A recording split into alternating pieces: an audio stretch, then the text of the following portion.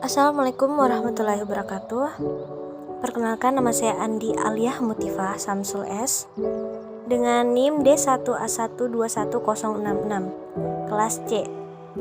Di sini saya akan membawakan materi yang berjudul Sumber Historis, Sosiologis, dan Politik tentang Konstitusi dalam Kehidupan Berbangsa dan Negara Indonesia. Sumber historis, sosiologis, dan politik. Thomas Hobbes pada tahun 1588 sampai dengan 1879. Menurut Hobbes, manusia pada status naturalis bagaikan serigala, hingga timbul adagium homo homopini lupus. Man is a wolf to his fellow man, artinya yang kuat mengalahkan yang lemah. Lalu timbul pandangan bellum omnium contra omnes, perang semua lawan semua. Pengalihan kedaulatan inter pares yang kemudian berkuasa secara mutlak atau absolut. Primerus inter pares adalah yang utama di antara sekawan atau sekumpulan orang terpenting dan menonjol di antara orang yang sederajatnya sama. Dipengaruhi oleh kondisi saat itu bahwa penguasa di bumi adalah pilihan Tuhan. Pemikiran Hobbes tak lepas dari pengaruh kondisi zamannya, sehingga ia cenderung membela monarki absolut dengan konsep Divide Right yang menyatakan bahwa penguasa di bumi merupakan pilihan Tuhan, sehingga ia memiliki otoritas tidak tertandingi, mendorong munculnya raja-raja titiran seperti Raja Louis 14 pada tahun 1643. Lahirnya konstitusi.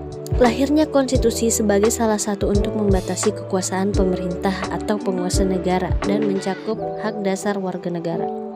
Gagasan untuk membatasi kekuasaan raja atau dikenal dengan istilah konstitusionalisme yang mengandung arti bahwa penguasa perlu dibatasi dengan kekuasaannya, dan karena itu kekuasaannya harus terperinci secara tegas.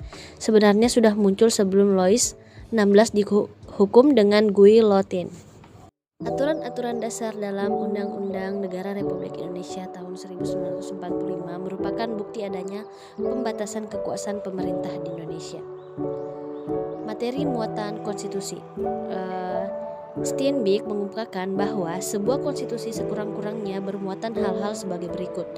Symmetry 1987 mengungkapkan bahwa yang pertama, adanya jaminan terhadap hak-hak asasi manusia dan warga negara. Yang kedua, ditetapkannya susunan ketatanegaraan yang bersifat fundamental dan adanya pembagian dan pembatasan tugas kenegaraan yang juga bersifat fundamental. Hal-hal yang dimuat dalam konstitusi atau undang-undang dasar. Yang pertama, organisasi negara, misalnya pembagian kekuasaan antara badan legislatif, eksekutif, dan yudikatif.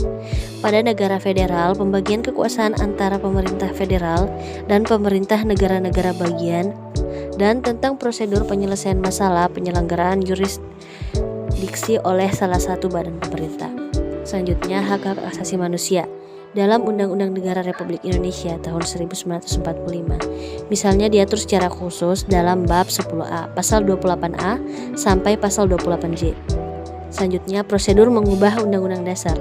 Dalam Undang-Undang Dasar Negara Republik Indonesia 1945, misalnya diatur secara khusus dalam bab 16 pasal 37 tentang perubahan Undang-Undang Dasar. Selanjutnya, ada kalanya memuat larangan untuk mengubah sifat tertentu dari undang-undang. Undang-Undang Dasar. Hal ini biasanya terdapat jika para penyusun Undang-Undang Dasar ingin menghindari terulangnya kembali hal-hal yang baru saja diatasi, seperti misalnya munculnya seorang diktator atau kembalinya suatu monarki. Undang-Undang Dasar Federal Jerman melarang untuk mengubah sifat federalisme dari Undang-Undang Dasar oleh karena dikhawatirkan bahwa sifat unitarisme dapat melicinkan jalan untuk munculnya kembali seorang diktator seperti Hitler. Dalam Undang-Undang Dasar Negara Republik Indonesia tahun 1945, misalnya diatur mengenai ketetapan bangsa Indonesia untuk tidak akan mengubah bentuk negara kesatuan Republik Indonesia, pasal 37 ayat 5. Selanjutnya, memuat cita-cita rakyat dan asas-asas ideologi negara. Ungkapan ini mencerminkan semangat yang oleh penyusun Undang-Undang Dasar ingin diabadikan dalam Undang-Undang Dasar sehingga mewarnai seluruh naskah Undang-Undang Dasar itu.